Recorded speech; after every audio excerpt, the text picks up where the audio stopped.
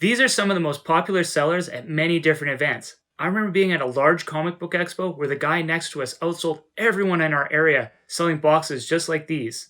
And more recently, I was at a small event where some of the most popular items at the whole event were boxes like these as well. Can you guess what these are? Hi, this is my wife Amy. We are full-time artists who create a variety of handmade pieces. She handles more of the design, concepts, and online sales, while I create and sell the work through craft shows, trade shows, expos, and to wholesale customers. This is me, Tanner. You can usually find me in my natural habitat, the booth, where I love interacting with everyone who stops by.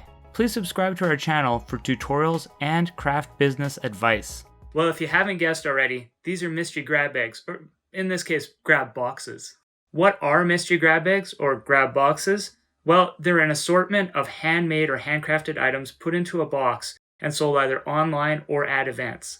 We've put together a bunch of these mystery grab boxes for an upcoming event, and at the end of the video, I'll tell you how many we put together and how many we sold. We buy a lot of mystery grab bags at places like Michael's or thrift stores because we love being surprised, so it makes sense to us why so many people love them as well. We took notes about everything that people liked in mystery grab bags and what we liked too. So hopefully this video will help you decide if it's something you would like to do for your next craft show. As it can become fairly expensive to put together grab bags, we're going to give you some low-cost options so you don't undercut yourself when you're putting together your grab bags, and you're also at the same time increasing the value of the grab bag for your customer. Let me share with you what we do and at the same time give you some ideas for low-cost items. If you have higher price range items like we do, what we suggest is just putting one of your pieces into the box, and what we grab is an older stock item, something that's been sitting at the booth for over 4 years or in the studio for over 4 years, or something that might have come back from a gallery that just doesn't quite fit in with what we would normally offer through the booth. We take one of those items and put it into each grab box. Before you go out and buy new items to put into your grab bags, check around your studio and see what you have on hand.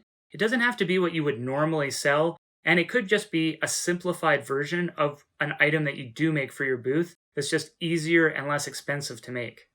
We had a lot of these Rune cards left over from a product line I designed several years ago. We decided to make a simplified leather Rune keychain and include it with one of these cards to tell which Rune it is and put one into each of our grab bags. These plastic bags were bought secondhand for next to nothing, but you can probably even find boxes like these secondhand or for free at a local reuse or upcycle center. Our city reuse center charges by the pound for items like this, so everything would work out to be a couple of cents. For the key rings, we found a ton of brand new craft supplies at our local Valley Village. Valley Village is also known as Savers in the USA. Guess how much the key rings and all these chains were? $2.99, or about $2.40 USD. This clip is from one of the Savers in our city, and this is how the bags are usually filled, almost right to the brim, with new craft components from Amazon, Michael's, Hobby Lobby, etc. for a couple of dollars. So what's in one of our grab boxes this time? First off, we have one of our handmade pendants. We also have the keychain, as I mentioned, with the custom Viking rune on there. We also included a couple of hand-assembled items from our studio additionally, just in case the person didn't like the theme of their main pendant or something like that, or just for something extra. So we have a couple of these here, a bracelet and a necklace. And then we also included one of these stones. They all have different words on them, but we had bought them for a totally different purpose. However, we had so many of them, we thought it would be a great idea to put them into the grab bags as a little extra. And finally, we also included a $5 coupon. In this case, it's just available for this show or series of shows. So at the next iteration of the same show, the person can bring this back, but not anywhere else. Other things you can include are any promotional or self-published books you may have done. We have some books with Amy's photography featured on the front, which will be included in grab bags in the fall. And we also may include some of our self-published books that we didn't sell at shows, like these ones we have created here. If you want to see more about our self-published books or pick one up to support our channel, you can click on the link in the description below and purchase one on Amazon. At our last show, we had mystery grab bags available free with purchase of any of our self-authored books. What I noticed though was that people would avoid these striped bags and go for the floral ones, even though they actually had the same type of items in both of them, They just didn't really like the striped one for whatever reason. So presentation does matter. So when you're looking through your stuff, make sure you grab something that's attractive, I guess, or what you think your customers would like. In this case, we went with these boxes. These have been sitting in our studio for like a decade, and we didn't want to just recycle them. We wanted to find something we do with them. They're a nice box, but we had no use for them otherwise. And we thought this is a perfect box for that. Our customers always love them when we use them for past products, so we thought we'd use them this time. And of course, when you're putting together your grab bags, if you have any swag available, especially things that maybe they have your old logo on them, or things that you're not currently giving out at your booth or with purchase, throw those into the grab bag. They always add value. Customers really enjoy them. So something like a magnet, a pencil, a pen, etc. And we have done that with a bunch of our grab bags in the past, and our customers really enjoyed it. Another great thing with grab bags is it allows you to experiment with your product line, within reason, of course, but you can make items that maybe you thought, well, I don't know if this theme or design will be popular with my customers, but you can still go and make a run of them. And if they aren't popular, you can put them into the grab bags and have them enjoyed in that way instead of trying to sell them for 10 years at your booth, that kind of thing. One last thing about grab bags before I go on to tell you about how many I sold at the show is, before selling grab bags at a juried show, check into the rules to make sure you're allowed to sell these types of items or bundles. Often, you may just need to put these items in a clear bag so people know what they are getting, and that will avoid any issues that may arise, and you can still sell your old stock or one-offs, etc. Okay, I'm just back from packing up and moving out of the show. I am exhausted, but I am excited to share with you the results of the mystery grab boxes.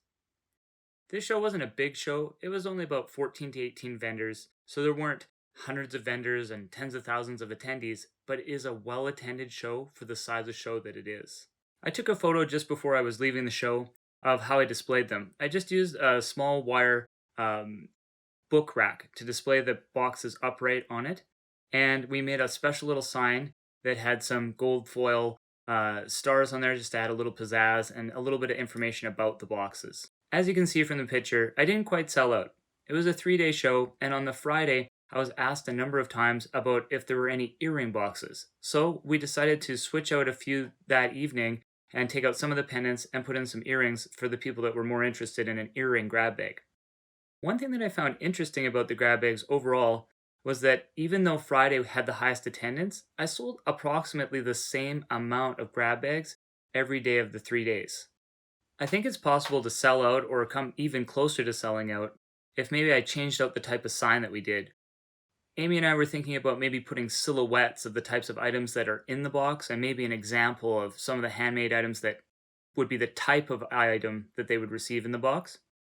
We found that a lot of people really like to try to guess while they're at the booth, and they found it a lot of fun as well. So we thought with that type of sign that would keep them guessing even more with the silhouettes, and maybe they could talk with their friends about what could possibly be in there, it might increase the level of fun and excitement about the boxes.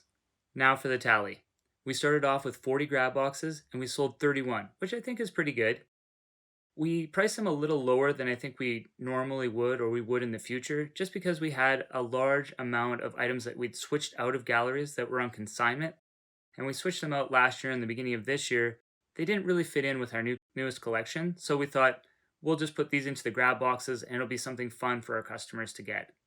We just received word that the comic book expos will be starting again in our area, hopefully this fall, and so we're going to be making a whole new selection of different grab bags and boxes with all kinds of new goodies in there. You can also experiment with a range of prices for your grab bags and have more higher value ones and lower value ones and some mid-range ones too, and see what works for you. If you would like me to do a follow-up video on this, please leave a comment below. If you want to give the grab bags a try, I would suggest starting small, like 10 to 15, but keep supplies on hand if it's a multi-day show so that you can quickly build more at night if you do start to sell out. I hope this video helps you decide what handmade items to sell at craft fairs and gives you some ideas for your next craft fair. Want to see what other items sell well at craft shows? Watch the next video. And if you found this video helpful, please click like and subscribe to the channel.